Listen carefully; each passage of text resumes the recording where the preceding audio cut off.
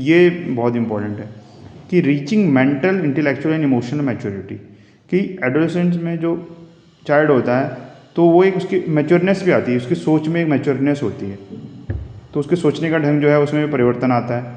ठीक है, वो इमोशनली बैलेंस होने लग जाता है, चीज़ों को समझने लग जाता है, तो ये सारी चीज़ उसमें देखने को मिलती है। तो पहले से ज़्यादा एक स्वतंत्र, इंडिपेंडेंट नज़र आता है और उसे एक सेल्फ कॉन्शियस, अब एक सचेत हो जाता हो, अपने बारे में जानने लग जाता है कि मैं क्या कर रहा हूँ, किस तरह से मेरा बिहेवियर है, तो अपने बारे में सेल्फ कॉन्शियस हो जाता है, अपने आप को जानने की कोशिश करता है। और एडोलेसेंट, ठीक है, reaching the age of adolescence.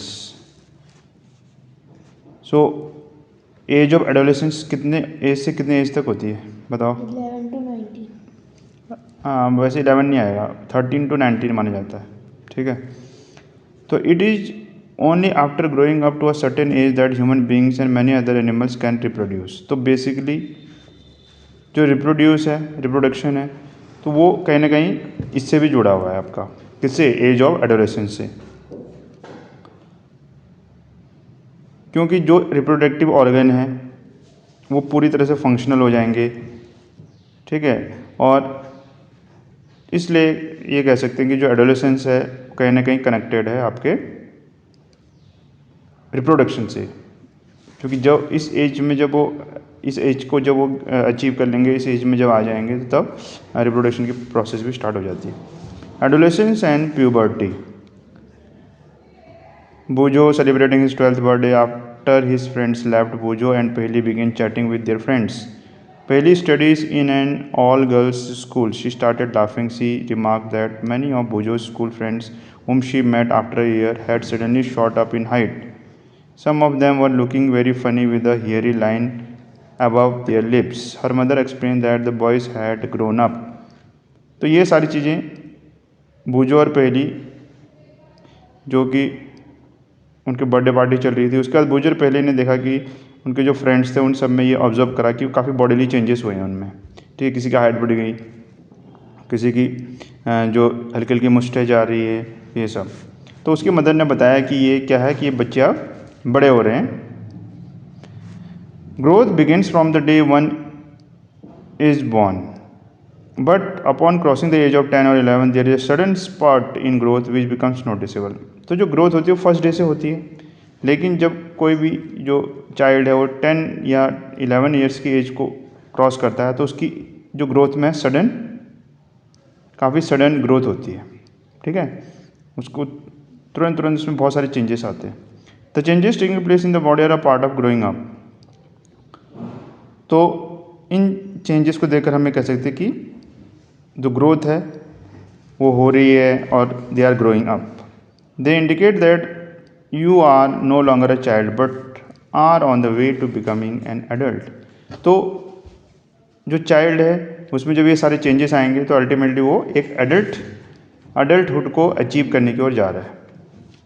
तो ग्रोथ एंड डेवलपमेंट एक नेचुरल प्रोसेस है, growing up is a natural process. The period of life when the body undergoes changes leading to reproductive maturity is called adolescence. तो जब कोई भी जो individual है, जब उसकी बॉडी में चेंजेस आते हैं और जब उसके बॉडी में सारे चेंजेस आते हैं और जो उसके रिप्रोडक्टिव ऑर्गन हैं वो मैच्योर होते हैं और वो भी उसकी ग्रोथ होती है, ये सारे चेंजेस आएंगे, बॉडीली चेंजेस आएंगे, तो फिर वो हम कह सकते हैं कि वो रिप्रोडक्टिव मैच्योरिटी उसके अंदर आ गई है, और इसी को कहा जाता है एडोलेसेंस। तो एडोलेसेंस जो आपकी बिगिन होती है, स्टार्ट तो होती है 11th में, 11 ईयर्स ऑफ एज में। वैसे जनरली जो टीन एज बोलते हैं, टीन एज को आप याद होगा 13 to 19 ईयर्स, और ये 19 ईयर्स तक आपकी एडोलेसेंस चलती रहती है। तो जो आपकी इसमें मेन पीरियड रहेगा, जो फेस कहेंगे 13 years to 19 years of age, teenager. Adolescents are called teenagers, adolescents को टीनेजर कहा जाता है। तो जो एडोलेसेंस एज होती है गर्ल्स में थोड़ी पहले आ जाती है, 1-2 साल पहले। Also the period of adolescents varies from to person. तो हर व्यक्ति में इसका जो पीरियड होता है थोड़ा बहुत अंतर होता है, किसी के 1 साल पहले हो गया, किसी के 1 साल बाद, तो थोड़ा बहुत अंतर देखने को मिलता है। The human body undergoes several changes during adolescence. These changes mark the one set of puberty. तो जो प्यूबर्टी है, जो रिप्रोडक्टिव मैच्योरिटी है, प्यूबर्टी है, तो इसी के उपरांत होती है जब ये सारे चेंजेस होते हैं बॉडी में, एडोलेसेंस एज में ही ये हम देखने को मिलेंगे। तो तब वो एक तरीके से रिप्रोडक्टिवली मैच्योरिटी की ओर बढ़ रहा है। The most important change which marks puberty is that boys and girls become capable reproduction. तो यही चीज़ है कि जो गर्ल्स बॉयज़ है वो रिप्रोडक्टिव ऑर्गन्स उनके फंक्शनल हो जाएंगे, वो मैच्योर हो जाएंगे, तो वो कैपेबल हो जाते हैं रिप्रोडक्शन के लिए।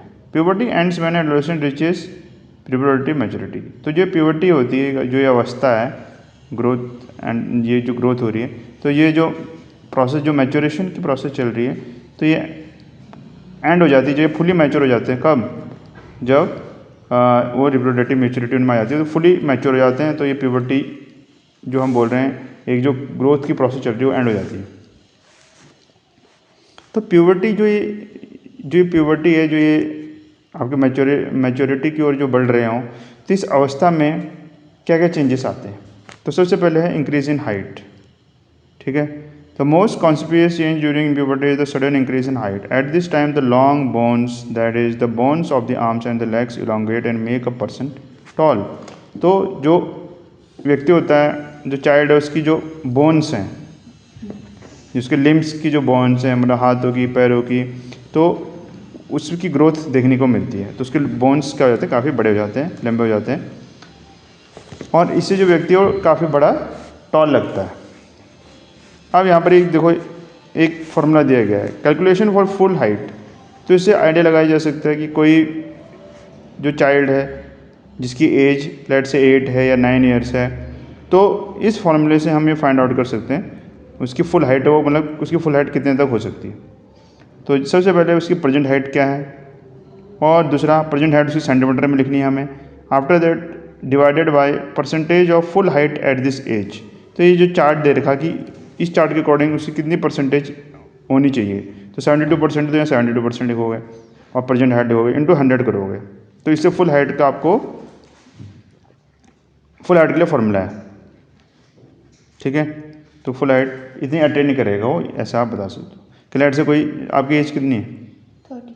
13 है, तो आपकी एज 13 लिखेंगे, 13 divided by 88 into 100, 13 divided by 88 into 100, तो इससे आपकी फुल हाइट सेंटीमीटर में पता चल जाएगी कि आपकी इतनी जा सकती है। तो यहाँ पर वही दिया है, एक 9 ईयर ओल्ड है, बॉय है, जिसकी हाइट 120 सेंटीमीटर टॉल है वो। At the end of growth, जब उसकी पूरी ग्रोथ हो जाएगी तो कितने उसकी हाइट जा सकती है, तो फॉर्मूला यही है, ध्यान दो। 120 सेंटीमीटर तो प्रेजेंट है, 120 सेंटीमीटर 9 ईयर ओल्ड के लिए देखो यहाँ 75 चार्ट में। ठीक है, तो 75 नीचे लिखा, मल्टीप्लाई करा तो 160 सेंटीमीटर टॉल तक वो जा सकता है। Initially girls grows faster than boys, but by about 18 years of age both reach their maximum height.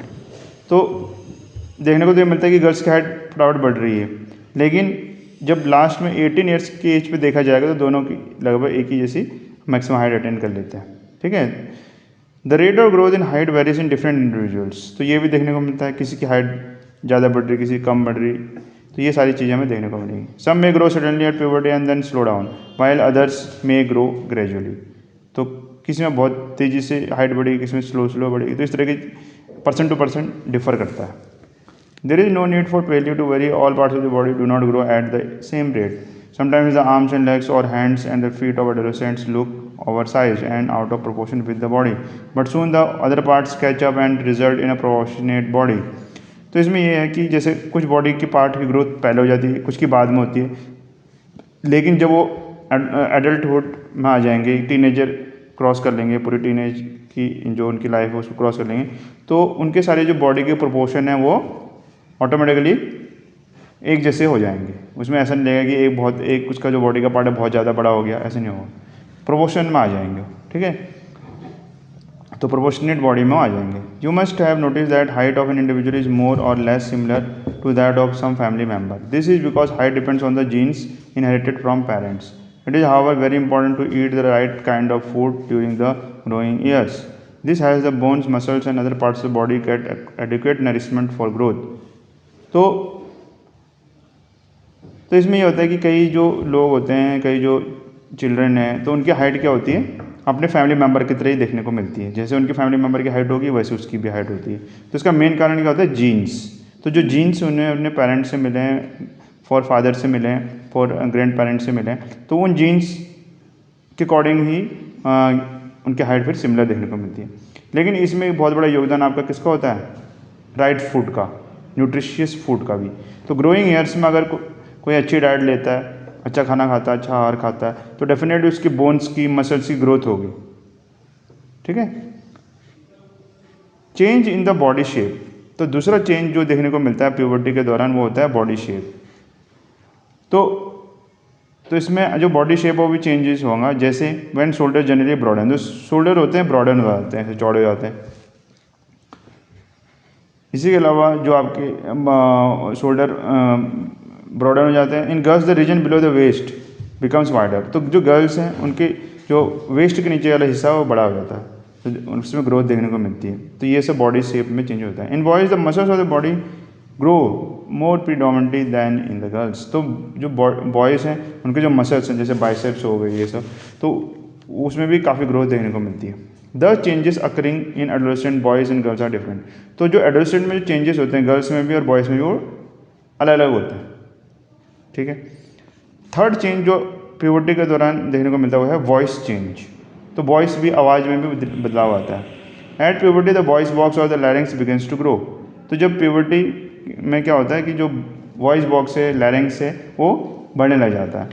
तो boys develop larger voice boxes, तो यहाँ पर जो एडम्स एप्पल जो सब बोलते हैं, तो जो बॉयज़ है उनका लार्जर वॉइस बॉक्स होता है। The growing voice box in boys can be seen as a protruding part of the throat called Adam's apple. ठीक है। तो बॉयज़ में क्योंकि वॉइस बॉक्स इसकी ग्रोथ काफ़ी होती है तो वो देखा जा सकता है, तो लेकिन गर्ल्स में ऐसा नहीं है। In girls the larynx is hardly visible from the outside because of its small size. Generally girls have a high pitch voice, तो this we have already discuss in the sound chapter. तो जो girls होते हैं उनकी pitch ज़्यादा होती है, लेकिन जो वॉइस होता है उसमें क्या होता है, उनका क्या होता है, हाई पिच तो गर्ल्स में होती है, वॉइस में कैसा होता है, डीप वॉइस होता है या जो बास होता है, तो मोटी वॉइस होती है। ठीक है। हॉर्स वॉइस हो जाती है। ठीक है। तो in adolescent boys sometimes the muscles of the growing voice box go out of the control and the voice becomes hoarse. This state में remain for a few days or weeks after which the voice become normal. तो ये एक सामान्य प्रक्रिया है, तो ये सारी चीज़ें देखने को मिलती है। क्लियर हो गया यहाँ तक? Increase activity of sweat and sebaceous glands, तो ये भी देखो। तो during puberty the secretion of sweat glands, sebaceous glands, oil glands increases.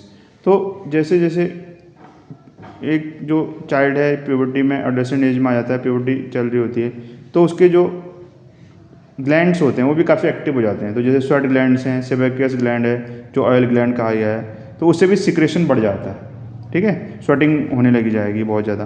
तो many young people get acne and pimples on the face, तो उनके तो क्योंकि यहाँ पर आपके बहुत सारा क्या हो रहा है, सिक्रेशन हो रहा है, तो वो ऑयल सिक्रेशन हो रहा है, तो ऑयल यहाँ पर जमा हो रहा है, जमा होने से पिंपल ये सारी चीज़ें देखने को मिलेंगी on the face at this time because of the increase activity of these glands in the skin. तो जो ये पिंपल होते हैं इनके कारण ही हो रहा है। किसके कारण? कि जो स्वेट ग्लैंड्स हैं, ऑयल ग्लैंड्स हैं, सेबेकियस ग्लैंड है, तो वो उसकी सिक्रेशन बढ़ जाता है। जब सिक्रेशन बढ़ जाता है तो यहाँ पर जैसे ऑयल आ गया तो यहीं पर रहो काफ़ी देर तक, तो यहाँ पे क्या होगा, पिंपल होने लगेगा। डेवलपमेंट ऑफ सेक्स ऑर्गन, आप देखो तो क्योंकि हाँ, तो ये भी तो मैच्योरिटी की ओर बढ़ रहे हैं। तो at puberty male sex organs like the testis and penis develop completely. The testis also began to reproduce sperm. In girls the ovaries enlarge and eggs begin to mature. तो ये चीज़ें उसमें देखने को मिलेगी। Also ovaries start releasing mature eggs, तो ये development of sex organ भी देखने को मिलेगा ड्यूरिंग दिस प्रोसेस, क्योंकि वो मैच्योरिटी की ओर बढ़ रहे हैं और वो एडल्टहुड स्टेज में आने वाले हैं। अब ये भी बहुत इंपॉर्टेंट है, reaching mental, intellectual and emotional maturity. Adolescence is also a period of change in person's way of thinking. Adolescents are more independent than before and are also self-conscious. तो ये बहुत इंपॉर्टेंट है कि reaching mental, intellectual and emotional maturity, कि adolescents में जो child होता है तो वो एक उसकी मैच्योरनेस भी आती है, उसकी सोच में एक मैच्योरनेस होती है, तो उसके सोचने का ढंग जो है उसमें भी परिवर्तन आता है, ठीक है। वो इमोशनली बैलेंस होने लग जाता है, चीज़ों को समझने लग जाता है, तो ये सारी चीज़ उसमें देखने को मिलती है। तो पहले से ज़्यादा एक स्वतंत्र इंडिपेंडेंट नज़र आता है और उसे एक सेल्फ कॉन्शियस एक सचेत हो जाता हो, अपने बारे में जानने लग जाता है कि मैं क्या कर रहा हूँ, किस तरह से मेरा बिहेवियर है, तो अपने बारे में सेल्फ कॉन्शियस हो जाता है, अपने आप को जानने की कोशिश करता है। और कौन? एडोलेसेंट, ठीक है, तो उसकी थिंकिंग में एक चेंज आ जाता है, वो डिफरेंटली सोचने लग जाता है क्योंकि इन सारी चीज़ों का उस पर प्रभाव पड़ेगा। Intellectual development takes place and they tend to spend considerable time thinking. तो क्योंकि इंटेलेक्चुअल डेवलपमेंट भी हो रहा है तो उनकी जो सोच है वो एक अलग तरीके से होती है और वो काफ़ी टाइम देते हैं अपनी सोच में, अपने जो थॉट्स आते हैं उस पर विचार करते हैं। In fact it is often the time in one's life when the brain has the greatest capacity for learning. तो इस एज में जो हमारे ब्रेन की क्षमता होती है कोई भी चीज़ सीखने की बहुत अधिक होती है। Sometimes however an adolescent may feel insecure while trying to adjust to the changes in the body and mind. तो कुछ एडोलेसेंट जो चाइल्ड होते हैं उनमें ये होता है कि इन चीज़ों को देखकर उनको काफ़ी इनसिक्योर फीलिंग भी आती है कि ये मेरे बॉडी में क्या क्या हो रहा है ये सब। तो but as adolescent learners you should know that there is no reason to feel insecure, these changes are a natural part of the growing up.